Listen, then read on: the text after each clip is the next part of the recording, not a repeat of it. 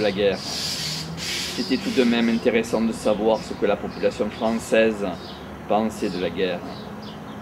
Et les femmes la souhaitaient aussi peu que nous. Leurs maris étaient aussi au front et servaient dans les unités qui nous faisaient face. Quelle ironie du sort! Demain, peut-être, leurs obus faucheront leurs femmes. C'est ça la guerre. Chère mère, je te dis encore pour te rassurer que je ne me suis jamais porté aussi bien que depuis que je suis soldat et que notre courage n'a jamais faibli. Nous sommes tous animés d'une foi inébranlable en l'heureuse issue de notre juste cause. Ici, pas de découragement ni d'abattement. Pense au vieux dicton des chevaliers qui caractérise si bien l'ambiance qui règne ici. Parce qu'il est le seul à pouvoir regarder la mort dans les yeux, seul le soldat est un homme libre. Et maintenant, je vous embrasse bien fort, toi et Gretchen.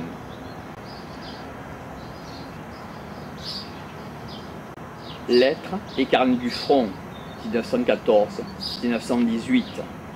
Maurice. Le 22 février 1915. Ma chère Marie, tu ne saurais croire la vaillance et l'héroïsme de nos braves soldats. Quand je dis vaillance et héroïsme, je n'entends pas parler comme les journaux, dans un sens vague et général, et prendre ces mots MOTS presque comme un cliché systématique lorsqu'il s'agit de nos troupes, mais bien au contraire, je veux donner à ces mots MOTS toute leur extension, et je précise. Hier, à 14 h, devait avoir lieu par 3 sections de mon régiment l'attaque d'une tranchée allemande, pourvue de défenses accessoires fantastiques, une largeur d'une dizaine de mètres, sillonnée en tous sens comme une toile d'araignée de fil de fer barbelé et épais, reliant entre eux d'énormes piquets de 1,75 m de haut et constitués par des madriers de chemin de fer. À 14 h, donc, devait avoir lieu une canonnade intense, assaut à la baïonnette de la tranchée allemande pour notre artillerie et faire filer les Boches en même temps qu'un bombardement intense de ces réseaux de fils de fer formidables, ces Shoah. À 14 h 30, fusée, cessation de l'artillerie, assaut à la baïonnette, victoire. Comme tu le vois, c'est très simple sur le papier, mais hélas, combien différent dans la réalité. Donc à 14 h, vive canonnade, tout tremble. À 14 h 30, le commandant de l'attaque lance une fusée signal pour faire cesser le feu de l'artillerie et permettre à nos poilus d'avancer. Mets-toi un instant dans la peau des officiers et des hommes qui vont partir. Jusqu'à 14 h, les hommes dorment tranquilles, couchés sur le ventre dans leurs tranchées, harassés qu'ils sont par plusieurs nuits de travail. Ils ne se doutent de rien. Un de leurs capitaines disait « Ils me font pitié, je n'ose pas les réveiller ». Cependant, les 3 lieutenants, commandants, chacun une section de 200 mètres d'intervalle environ, savent depuis 10 heures ce qui va se passer. Ils se promènent pensifs dans la tranchée. À quoi servira cette attaque, se disent-ils. Nous ne pourrons jamais arriver au but, car les réseaux de fils de fer nous en empêcheront. Et par suite, nous sommes tous destinés à nous faire tuer sur place. Mais que faire? L'ordre d'attaquer est formel. Il faut marcher. L'un d'eux, avisant le téléphoniste de son secteur, lui dit « Passe-moi ton fusil et ton équipement. Je veux faire le coup de feu avec mes hommes et comme eux. Puis, voici 4 lettres d'adieu que tu enverras ce soir chez moi, si tu peux t'en tirer. » À 2 h, tous 3 adressent quelques mots à leur homme pour les exhorter à marcher droit et vite et à se sacrifier leur vie pour l'avenir de la France. Cependant, voyant plus clair que les hommes, ils aperçoivent avec terreur qu'à 2 h 30, malgré la précision du tir de notre artillerie, les fils de fer y sont toujours, et sur la même profondeur d'une dizaine de mètres environ. À ce moment, la fusée signal est lancée par le commandant de l'attaque. Aussitôt, les 3 points en question, chacun à sa place, les lieutenants, l'un revolver au poing, l'autre baïonnette au canon, comme un soldat, s'élancent hors de la tranchée au cri de « baïonnette au canon ». En avant, à l'assaut, pour la France. Et l'un d'entre eux entame la Marseillaise, accompagné de ses hommes. Des 3 points, les petits groupes s'avancent en criant et chantant « baïonnette en avant », au pas de gymnastique, vers les tranchées Boche, où ils doivent converger. Chaque groupe est ainsi constitué. Un lieutenant, derrière lui 6 sapeurs du génie, 100 fusils, armés de boucliers d'une main, d'énormes cisailles de l'autre, pour couper les fils de fer. Derrière eux, toute la section, et fermant la marche, 6 sapeurs portant des pelles et des pioches, pour travailler sitôt arrivés dans la tranchée Boche, à la défense de celle-ci. C'est sublime, sublime de voir cet élan enthousiaste chez des hommes assez âgés, en campagne depuis de longs mois et allant tomber volontairement parce que c'est l'ordre, dans les pièges qu'ils connaissent si bien et où ils ont laissé tant d'amis. Successivement, chacun des 3 lieutenants tombe frappé mortellement à la tête. Les hommes, tel un château de cartes, dégringolent tour à tour. Ils continuent tout de même. Quelques-uns arrivent jusqu'au fil de fer. Ils sont trop gros, hélas. Leur sergent tombe, un autre aussi. Que faire? Avancer? Impossible. Reculer? De même. Et tandis que froidement, à l'abri de leurs tranchées et de leurs boucliers, les Allemands visent et descendent chacune de ces cibles vivantes, les hommes se couchent là, grattant la terre de leurs doigts, pour amonceler un petit tas devant leur tête et tâcher ainsi de s'abriter contre les balles. Voyant l'impossibilité d'avancer, le commandant leur envoie un homme, agent de liaison, pour leur dire de se replier en arrière dans leurs tranchées. Celui-ci, en rampant à plat ventre, arrive à transmettre l'ordre. Pouvez-vous vous replier, si c'est possible? Hélas, non, on ne peut ni avancer, ni reculer. Il faut attendre la nuit. À la nuit, je vais à B pour aider mes collègues. Les blessés arrivent peu à peu au nombre de 44. Les 3 lieutenants, dont le sous-préfet d'Orange, ont été tués. Ce dernier, que j'ai reçu, avait une balle dans le front. Admirable de stoïcisme, aucun blessé ne se plaint de son sort et de l'inutilité de cette attaque, au cours de laquelle il a été si affreusement mutilé. Que d'horribles blessures. L'un a le poumon qui sort et qui ne se plaint pas. L'autre a des débris de cerveau sur son cou et ses épaules, et il veut marcher. Je veux qu'on me porte, dit-il. L'un, blessé à 3 endroits et reblessé pendant qu'on le transportait, se tournant vers moi pendant que je lui mettais un rapide appareil de fortune à sa jambe gauche cassée, me dit simplement ceci: ce qu'il faut souffrir pour la France. Je ne pus retenir mes larmes. Ne crois pas, chère Marie, que tous ces morts, quels qu'ils soient, doivent aller droit au ciel après de semblables actes d'héroïsme. Et ne crois pas que c'est odieux, honteux, scandaleux, que messieurs les députés de la Chambre veuillent refuser ou même discuter l'attribution d'une croix de guerre à ces hommes, tous des héros, sous prétexte qu'ils soient cités à l'ordre de l'armée. Pour eux, l'ordre du jour de la division n'est pas suffisant. Oh, injustice et ingratitude humaine, tandis que vous vous promenez dans les rues ou les lieux de plaisir de Paris, tandis que, mollement assis dans un bon fauteuil de velours, au coin d'un bon feu, à l'abri de la pluie, et scandalisé si un grain de poussière ou une goutte d'eau viennent ternir l'éclat de vos bottines, vous discutez pour savoir si l'absinthe est un poison ou si le mot bar est mieux que débit de boisson ou établissement, tandis que loin du danger, vous vous demandez d'un air fâché et dédaigneux: qu'est-ce qu'ils font donc? Pourquoi n'avancent-ils pas? Si j'étais au feu, je ferais cela. Pendant ce temps, messieurs les députés, vos concitoyens français, vos frères. Les fantassins dont le seul nom évoque, on ne sait pourquoi, le mépris le plus grand. Les soldats, en général, sont en train de recommander leur âme à Dieu, avant de l'accomplir dans l'ombre, sans rien attendre à la postérité, le plus grand des sacrifices, le sacrifice de leur vie. Et c'est vous qui êtes si promptes à vous décerner mutuellement des décorations, plus ou moins méritées, par quelques beaux discours ou quelques puissants appuis. C'est vous, dis-je, qui refusez d'accorder à nos soldats la petite croix de guerre, si vaillamment méritée.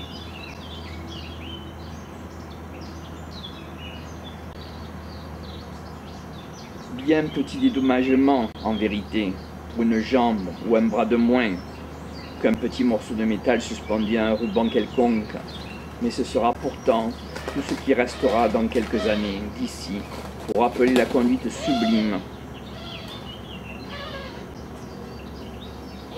de ces malheureux estropiés que le monde regardera d'un œil dédaigneux. De plus, c'est si simple, et ça ferait tant de plaisir à ces braves, ça stimulerait tant le courage des autres. Certes, ce n'est pas pour cela qu'ils se battraient, mais ce serait tout de même une juste récompense.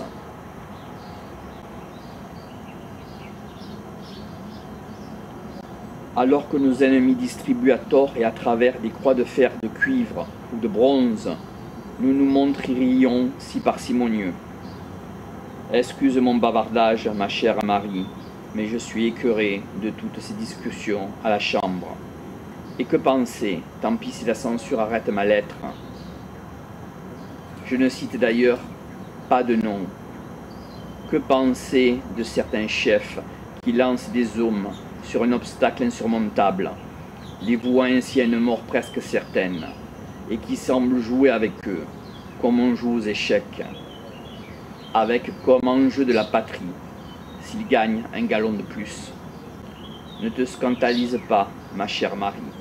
Je t'écris encore sous le coup de l'émotion d'hier et de cette nuit. Et bien que je n'ai pas du tout pris part à cette lutte, j'ai été très touché, ainsi que d'ailleurs tous les officiers même supérieurs qui sont ici.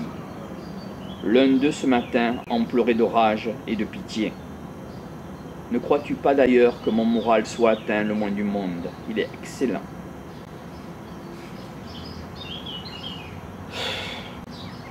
Lettre et carnet du front, 1914-1918. Henri.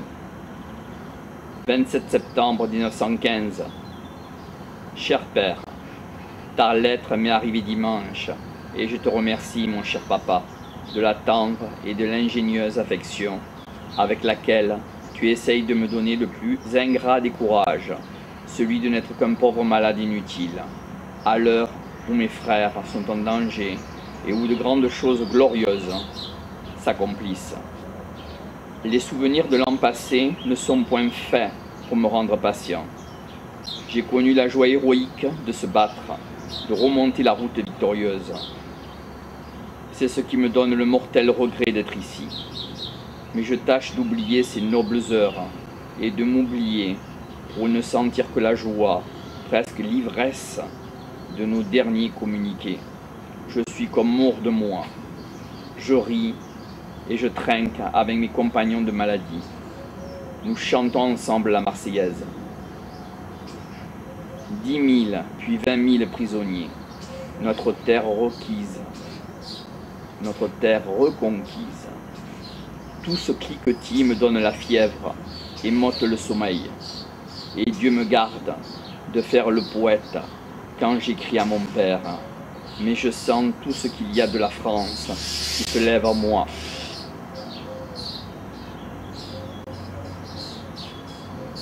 Comme le brouillard du matin sur la terre obscure.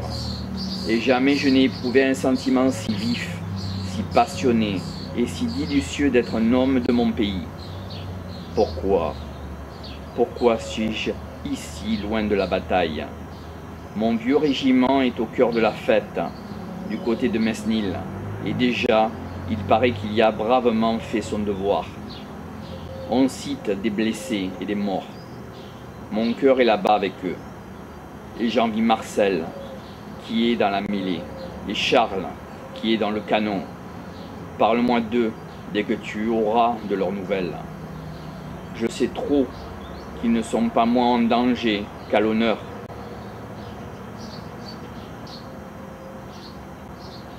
J'ai une telle envie de guérir qu'elle commence à opérer. Peut-être, en dépit du plus galonné des majors, ne sera-t-on pas obligé de me rouvrir et de me recouper. Chaque jour, je rends en détail quelques parcelles de ma côte avariée. Il passe de fréquentes inspections, et ce matin encore, un médecin m'a recommandé la patience et promis la guérison. Je l'ai cru aussitôt, sur sa croix de commandeur et ses étoiles de brigadier. Je suis prêt à tout pour en finir. Mais si je ne puis m'en dispenser, j'aime autant ne pas repasser sur la table d'opération, sur le billard, comme l'appellent nos poilus. On me pense tous les matins, on me sature d'iode. Je passe ma matinée dans les journaux et l'après-midi sur la grande plage d'automne, pluvieuse et désolée. La mer est belle, d'une beauté triste. L'équinoxe roule ses lourdes marées jusqu'au pied des falaises. Lettre et carnet du front, 1914-1918. Désiré, 22 août 1914. Combat commencé au point du jour. Toute la journée, je me bats. Je suis blessé très légèrement une première fois. Une balle traverse mon sac, placé devant moi, me blesse à la main, perce ma capote et m'érafle la poitrine. Je prends cette balle que je montre à un camarade, l'oiseau Marcel, et la mets dans mon porte-monnaie. Je continue le combat lorsque mon camarade l'oiseau est atteint à la jambe. Je vois aussi mon lieutenant tomber traversé par une balle. Le combat continue. Une grande quantité de mes camarades sont touchés morts ou blessés autour de moi. Vers les 3 heures de l'après-midi, alors que je suis en train de tirer sur l'ennemi, qui occupe une tranchée à 200 mètres de moi, je suis atteint d'une balle au côté gauche. Je ressens une grande douleur, comme si l'on me brisait les os. La balle m'a traversé dans toute ma longueur, en passant par le bassin, et s'est logée au-dessus du genou. Aussitôt, je ressens une grande souffrance et une fièvre brûlante. Les balles continuent à pleuvoir autour de moi. Je risque d'être à nouveau atteint, et fais donc tout mon possible pour me traîner dans un trou. J'ai bien du mal à m'y blottir. Le combat est terminé. Tous mes camarades ont combattu en retraite, et nous les blessés, nous restons abandonnés, sans soin, mourant de soif. Quelle affreuse nuit! Rien que la fusillade, car à chaque bruit que fait un blessé, la fusillade reprend au beau milieu de la nuit. La mitrailleuse balaye le terrain. Les balles me passent par-dessus la tête, mais elles ne peuvent plus m'atteindre dans mon trou. La soif me torture de plus en plus. J'arrache des poignées d'avoine que je mâche. Le canon ne cesse de gronder, car les Allemands bombardent la ville de Longwy. La nuit s'avance, comme je souffre. Je pense alors à mes parents, surtout ma mère. Comme quand j'étais malade et quand j'étais tout petit. Et je ne puis pas rester seul à penser à ma mère, car j'entends les blessés et les mourants appeler leur maman. Enfin, la nuit s'achève. Le petit jour commence à paraître.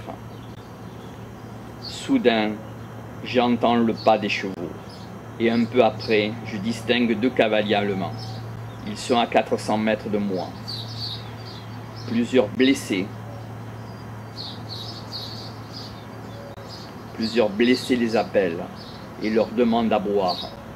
Brusquement, ils arrêtent leurs chevaux et sautent à terre. Je n'ose plus bouger de mon trou. La matinée me semble bien longue. Je souffre toujours de la soif. Souvent, je sors la tête hors de mon trou pour voir s'il ne vient pas des personnes pour nous ramasser, mais je ne vois toujours rien. Une nouvelle torture vient aussi s'ajouter aux autres. Depuis que le soleil s'est levé, les mouches, attirées par l'odeur du sang, s'acharnent après moi. Elles sont si méchantes que je ne peux m'en débarrasser. Vers 2 heures de l'après-midi, j'entends un bruit près de moi. Il me semble qu'un homme se traîne. Je veux lever la tête pour voir, mais je ne peux y parvenir. Je suis trop faible. Mais le bruit se rapproche et arrive près de moi. C'est un blessé qui se traîne sur le champ de bataille pour chercher à boire dans le bidon des morts, car il meurt de soif. Je reconnais en lui un camarade de la 11e compagnie, blessé au pied. Il se couche auprès de moi. Je suis bien content d'avoir un compagnon. Depuis si longtemps que je suis seul.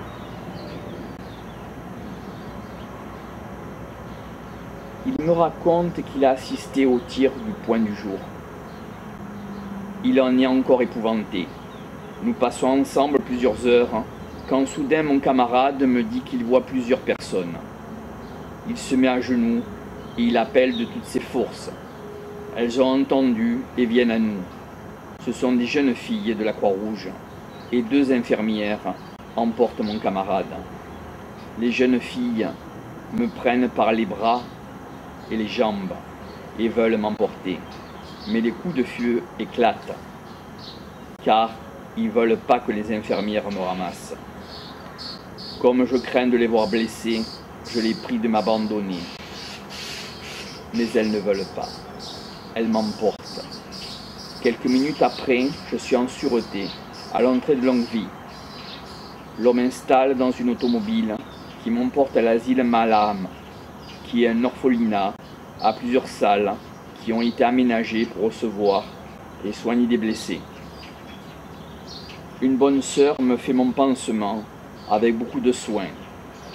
Comme je souffre beaucoup, le docteur me fait une piqûre de morphine.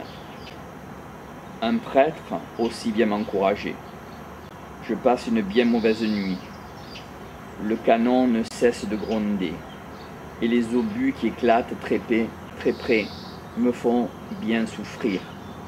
Les infirmières, les infirmiers et les sœurs nous soignent avec beaucoup de dévouement, jour et nuit. Lorsque le 25 août à midi, un obus vient tomber dans la salle, personne ne s'y attendait. Il fait donc un affreux massacre. La sœur supérieure est atteinte en pleine poitrine. 2 infirmiers, 2 soignés, plusieurs infirmières sont tuées net. Dans leur lit, plusieurs de mes camarades sont blessés. D'autres obus continuent à éclater. C'est une épouvantable panique. Les infirmiers, les infirmières et les moins blessés se sont réfugiés dans une cave. Seule une brave sœur est restée avec nous. Les obus continuent de tomber sur l'asile. La brave sœur, toute seule, ne peut nous transporter. Elle va dans la cave chercher des infirmiers, mais elle ne peut les décider à venir à notre secours. Seul le vieux jardinier et une petite infirmière viennent nous chercher, un par un, et nous descendent dans la cave. Montaut arrive, mais ce n'est pas un transport bien facile. Il faut que la brave sœur et le vieux jardinier aient bien du courage. Ils m'ont installé sur une chaise, et par-dessus les corps des morts, il faut enjamber, les murs écroulés, les débris de toutes sortes. La brave sœur qui m'a sauvé veut retourner dans les salles. Un blessé est resté sur son lit et va périr, écrasé sous les éboulements. Les femmes et les enfants ne veulent pas la laisser sortir de la cave, car c'est aller à une mort certaine. Et puis ils lui disent que c'est un Allemand. C'est un homme, répond la brave sœur.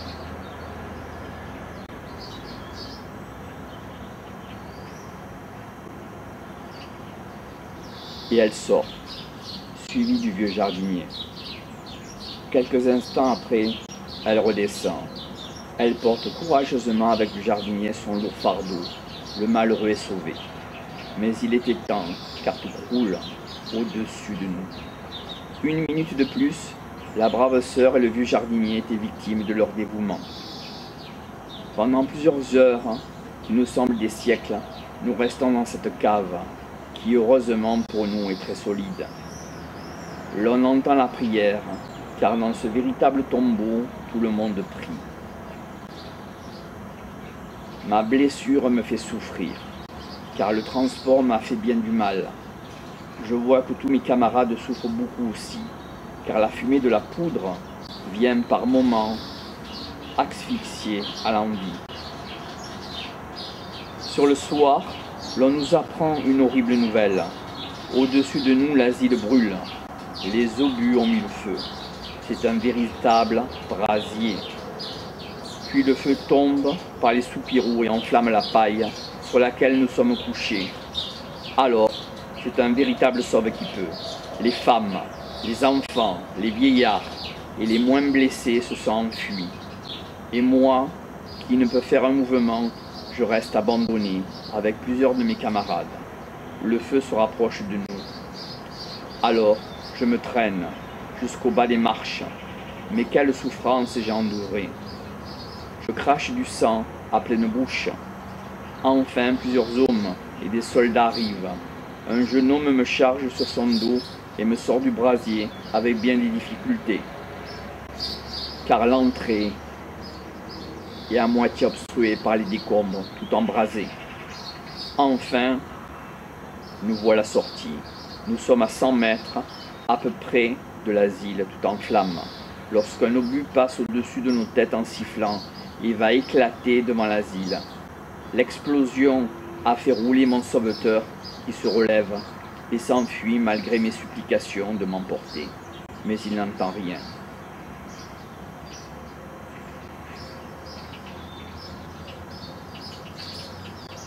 Il court à toute vitesse. Je suis encore abandonné, couché dans un ruisseau. Tout autour de moi, je ne vois que des maisons en flammes. Par instant, un obus éclate dans ses brasiers et projette le feu à une très grande distance. Je ne suis pas très longtemps là, à peine un quart d'heure. Je vois passer un homme en courant, je l'appelle.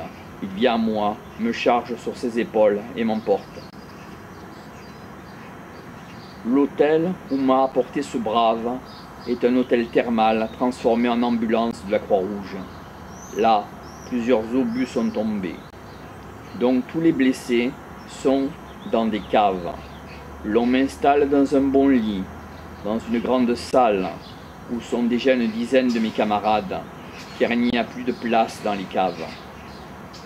Le bombardement continue jusqu'au lendemain à 2 heures de l'après-midi. Le fort est complètement démoli. L'hôpital de siège aussi. La garnison ne peut plus résister. Elle a courageusement lutté jusqu'au bout. Le bombardement interrompu a duré 6 jours et 5 nuits. Le commandant fait hisser le drapeau blanc. Les larmes aux yeux, il rend la place, qui n'est plus qu'un monceau de ruines. Pas une maison ne reste, là où s'est levé quelques jours avant la belle ville de Longwy. C'est un grand soulagement pour nos frères blessés. Les braves sœurs, les infirmiers et infirmières remontent les blessés des caves et les installent dans les salles du magnifique hôtel. Les docteurs nous font nos pansements. Nous en avons bien besoin, car depuis plusieurs jours, cela ne leur était pas possible. Lorsque les Allemands nous prennent pour nous emmener prisonniers dans leur pays, tous ces braves gens pleurent. J'ai le cœur bien gros de quitter la France. Les Allemands nous emmènent à la gare. Bien des braves gens nous apportent leur dernière douceur et leur encouragement. Je suis installé dans un wagon à bestiaux, couché sur un peu de paille, et le train part lentement au milieu de la foule qui pleure.